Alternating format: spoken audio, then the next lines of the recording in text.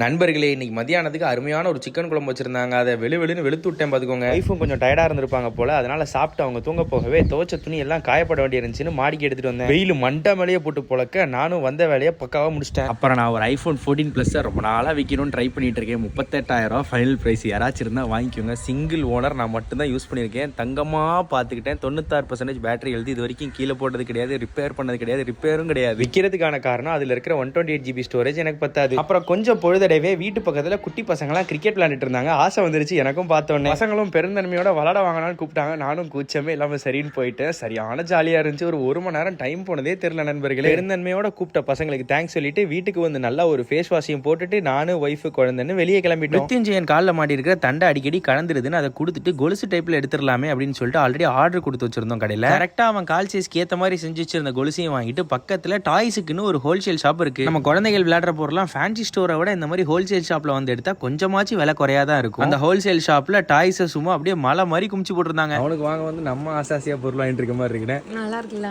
கையில கிடைச்ச டாய்ஸ் எல்லாம் கவர் நிறைய அள்ளி போட்டு வாங்கியாச்சு. பேபிஸோட பிரெயின் டெவலப்மெண்ட்ல சவுண்ட் ஒரு மேஜர் ரோலை பிளே பண்ணுது. அதனால இந்த எல்லா டாய்ஸுமே சவுண்ட் பேஸ் பண்ணி தான் வாங்கியிருந்தோம். அப்புறம் என்னங்க, பொருள் வாங்கின கையோட நாங்களும் வீட்டுக்கு கிளம்புறோம். நீங்களும் vlog பார்த்த கையோட மறக்காம லைக் பண்ணிருங்க. நல்லதே நினைப்போம், நல்லதே நடக்கும். பாய் நண்பர்களே.